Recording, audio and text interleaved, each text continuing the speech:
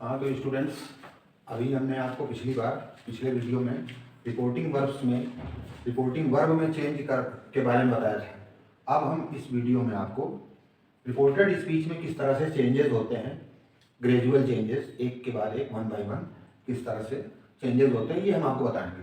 तो इसके लिए हम रूल नंबर 1 को समझेंगे। पहले रूल नंबर 1 ये है कि इफ़ देयर इज प्रेजेंट और फ्यूचर रिपोर्टिंग वर्ब, अगर प्रेजेंट रिपोर्टिंग वर्ब हो या फिर फ्यूचर रिपोर्टिंग वर्ब हो, तो there will be no change in tense of reported speech except other changes. तो एक्सेप्ट मीन्स सिवाय, यानी सिवाय अन्य परिवर्तनों के, अदर चेंजेस के अलावा जो है कोई दूसरा चेंज नहीं होगा। टेंस में, रिपोर्टेड स्पीच के टेंस में कोई चेंज नहीं होगा। अब यहाँ पर तो अदर चेंजेस तो होंगे। अब यहाँ पर हम एग्जाम्पल की बात कर रहे हैं।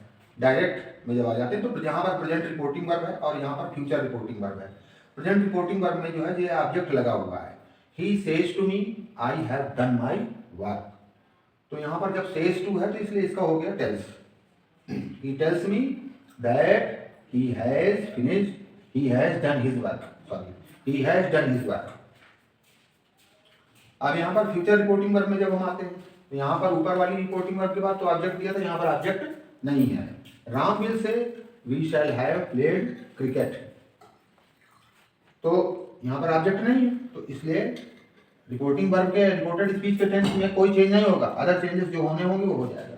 यहाँ पर वी जो है क्या है, फर्स्ट पर्सन प्लूरल नंबर का प्रोनाउन है और ये रिपोर्टिंग वर्ब के सब्जेक्ट से चेंज होता है, स्पीकर से, वो है हमारा थर्ड पर्सन। तो यहाँ पर थर्ड पर्सन प्लूरल नंबर आ जाएगा प्रोनाउन वी की जगह। तो वी शैल यहाँ पर लगा है, तो यहाँ पर इसलिए वर्बियल जो चेंज होगा, जब क्रिया का परिवर्तन होगा तो यहाँ पर दे के साथ विल लगता है, इसलिए यहाँ पर विल आ जाएगी। We shall have played cricket, तो Ram will say that they will have played cricket. ये रूल है।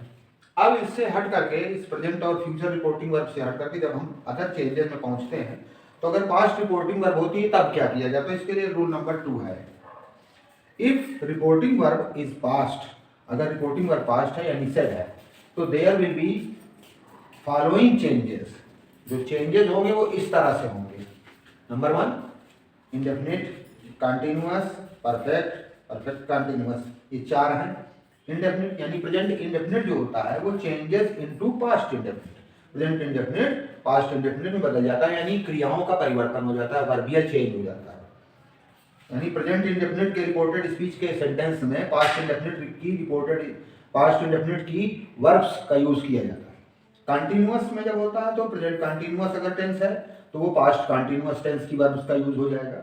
परफेक्ट है, प्रेजेंट परफेक्ट है, तो पास्ट परफेक्ट टेंस की क्रियाओं का यूज हो जाएगा वर्ब का।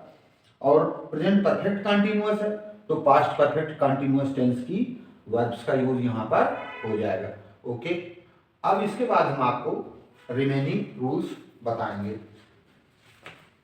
हाँ, तो जब अभी हमने कहा कि प्रेजेंट इंडेफिनिट को पास्ट इंडेफिनिट में बदल लेते हैं अगर पास्ट रिपोर्टिंग वर्ब हो, ये पास्ट रिपोर्टिंग वर्ब है सेड। इसके बाद यहाँ पर ये क्या लगा हुआ है, ऑब्जेक्ट लगा हुआ है। तो Mohan reads a book, reads S या ईएस लग जाने से, एस लग जाने से ही क्रिया काय की हो जाती है, टेंस। ये कौन सा टेंस है, प्रेजेंट इंडेफिनिट है। इसको हमने पास्ट में बदला तो यही रीड्स क्या हो गया, यहाँ पर हो गया रेड, रीड रेड, रेड होता है। तो जब सेड टू लगा हुआ है तो यहाँ पर हो गया आपका टोल्ड। तो ही टोल्ड मी दैट मोहन, अब मोहन यहाँ पर थर्ड पर्सन है, यहाँ भी ये थर्ड पर्सन, इसलिए आपस में कोई चेंज नहीं होगा, नहीं हुआ। He told me that Mohan read a book, they said to us. इसी के बाद नेक्स्ट एग्जाम्पल है।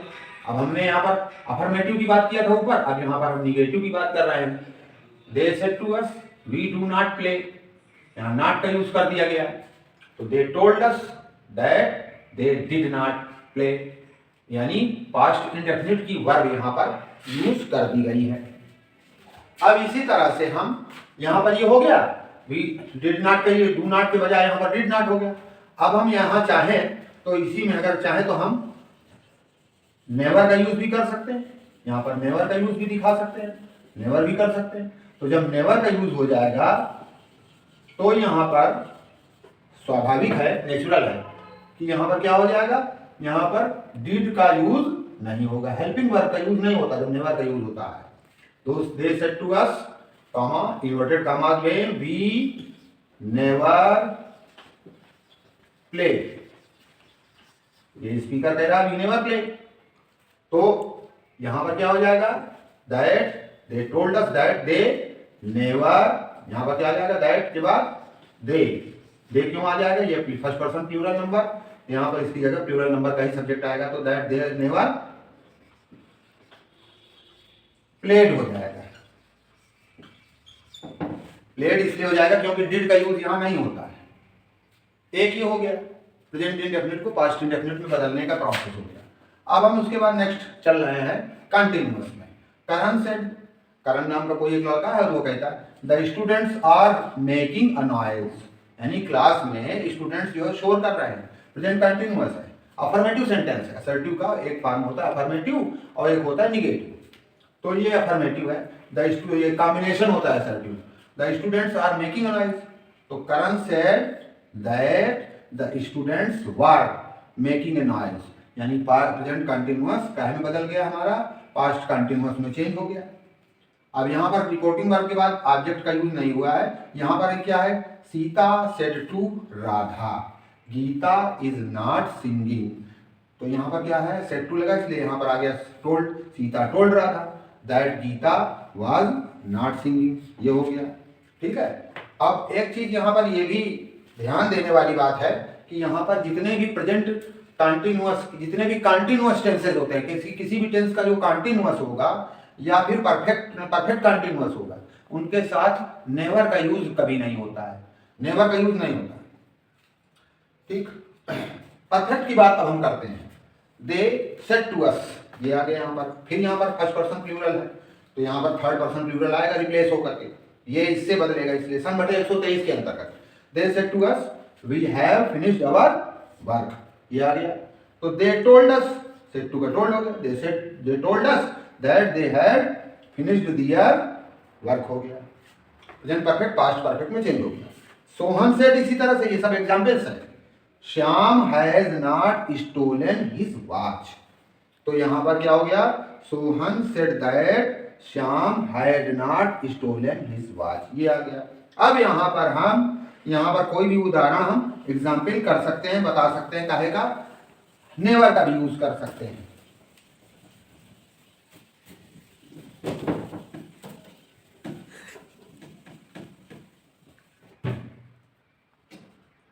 श्याम सेड, कामा इन्वर्टेड कामा में, वी हैव नेवर टोल्ड ए लाई, ये आ गया। तो अब यहां पर नेवर में जब है तो चूंकि हेल्पिंग वर्ब यहां नहीं लगेगी, यहां पर हेल्पिंग वर्ब लगी है, बाकी और कुछ नहीं। अदर सेंटेंसेस में जैसे प्रेजेंट इंडेफिनिट में था तो वहां पर नहीं लगी थी, पास्ट इंडेफिनिट में नहीं लगती है नेवर के साथ, लेकिन यहां पर परफेक्ट में लग जाएगी, तो क्या हो जाता है, श्याम सेड दैट, अब ये थर्ड पर्सन है, ये भी थर्ड पर्सन में आ जाएगा, थर्ड पर्सन प्लूरल हो जाएगा, that they had never told a lie,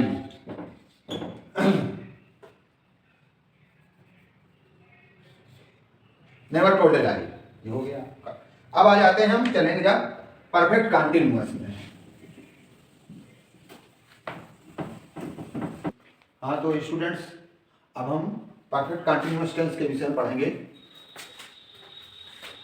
perfect continuous में क्या होता है, परफेक्शन भी है वहां पर, एक कॉम्बिनेशन होता है, क्या है, परफेक्शन का और कंटिन्यूटी का, किसी चीज की, मतलब कि काम पूरी तरह से कंटिन्यूड तो है ही है, और परफेक्शन की स्थिति में भी पूरी तरह से पूरा नहीं हुआ है, कंप्लीशन की स्थिति में।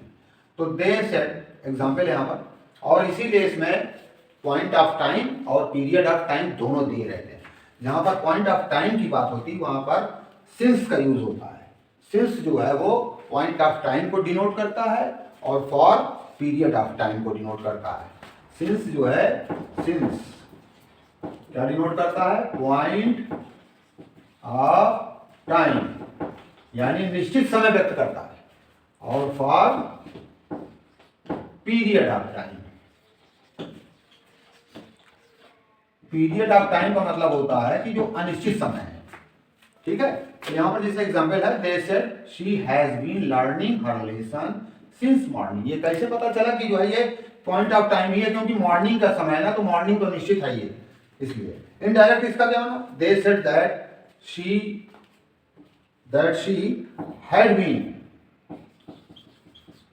Had been learning her lesson since morning. यहां पर हैज बीन को चेंज कर देंगे हम हैड बीन में। ओके, अब इसी तरह से यहां पर आ गया पॉइंट पीरियड ऑफ टाइम की बात आ रही।